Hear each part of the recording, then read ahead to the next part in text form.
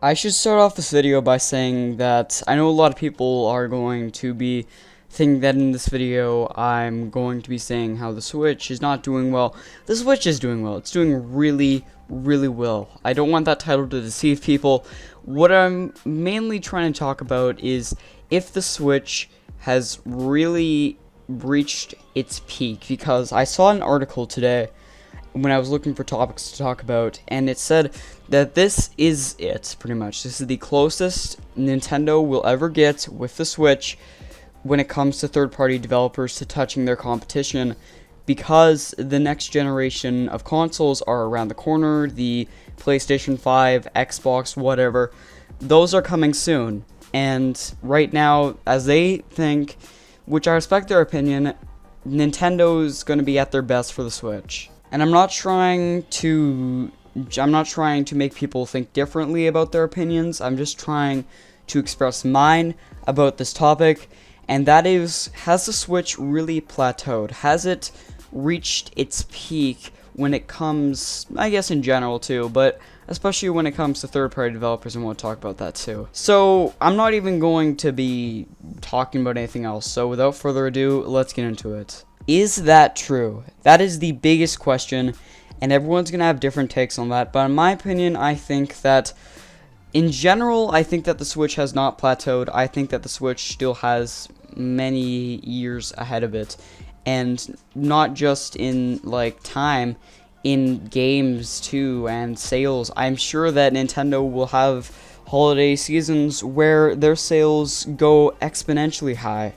As for third-party developers, I don't know. Third-party developers are kind of in a weird spot because when they make a game, it's always depending on when it was made. So, for example, that counts with all games, but I think the best example for what this one article was talking about of how Nintendo has reached its peak and you should enjoy it while it lasts, as third-party support is going to start to dwindle because the next generation of consoles are coming.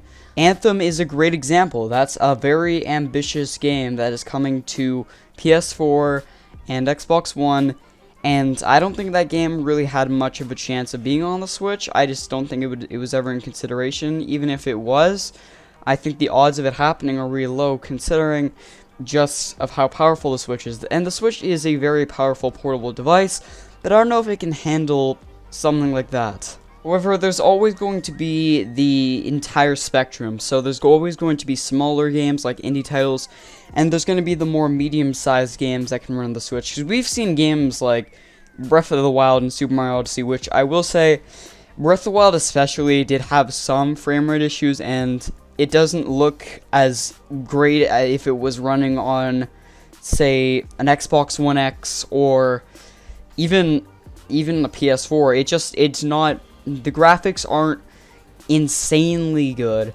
However, graphics are not everything. Gameplay and the game is still phenomenal. It's huge. Both of those games are massive. And the Switch has proven that the graphics still look good and it can run it pretty well.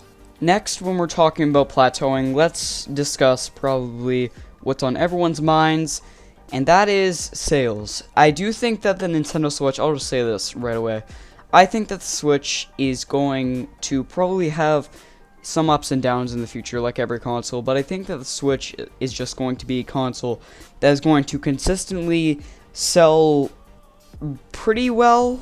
At the very lowest, I think it's just going to be selling good in some areas, but at the very highest, I think the Switch will be the #1 best-selling console for a while because of the novelty of playing games on the go.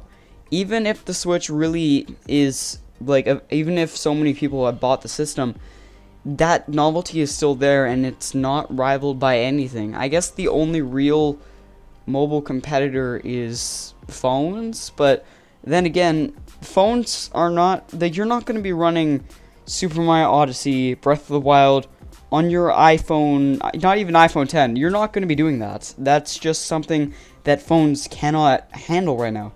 And the Nintendo Switch is the perfect blend between an actual home console, of course the portable console, and even if you look at it in some ways with the way of mobile, how phone gaming has evolved, phones. I don't know if performance is really going to make much of a difference when it comes to sales, because Sure, the Switch isn't the most powerful console in the world, and that is a selling point if it was.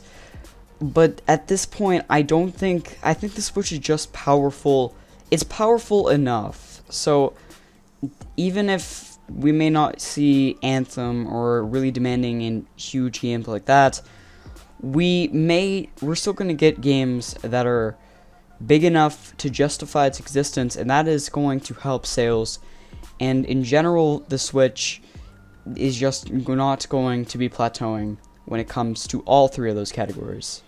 So before I wrap this up, I just want to say that I do think that the Switch will eventually have some downs where it's not selling as well as it used to, but I do think that the Switch has not plateaued. I think that the console in general will keep going to new heights, not just in terms of sales, but in terms of games and in terms of market share and just in general. Anyways, I hope you did enjoy this video. If you did, then please let me know your thoughts in the comments. If you want to check out my social medias, I'll have them linked in the description.